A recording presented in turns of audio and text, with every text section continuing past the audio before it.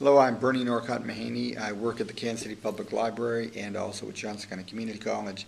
And today we'll be looking at a poem by Edmund Blunden. His date's 1896 to 1974. So he's one of the people who survived the war. And for most of his life, he was a professor of poetry at Oxford. While he was at Oxford, he met Robert Graves, someone else who also had been touched by the war and was himself a professor. At the time they met, they were both students there. So this is a poem that's actually written after the war. It's called 1916, Scene from 1921. So 1916, Scene from 1921 by Edmund Blunden.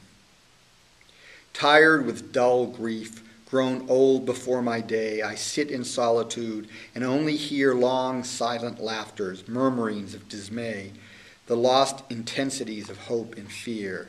In those old marshes yet the rifles lie, on the thin breastwork flutters the gray rags, the very books I read are there, and I, dead as the men I loved, wait while life drags its wounded length from those sad streets of war into green places here that were my own.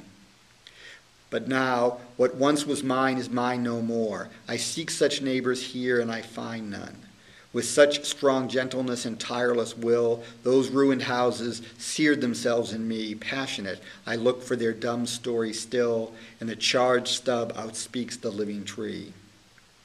I rise up at the singing of a bird, and scarcely knowing, slink along the lane. I dare not give a soul a look or word, where all have homes and none's at home in vain.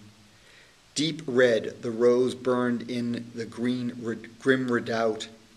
With the self-sown wheat around was like a flood. In the hot path the lizard lolled the time out. The saints in broken shrines were bright as blood. Sweet Mary shrined beneath the sycamores.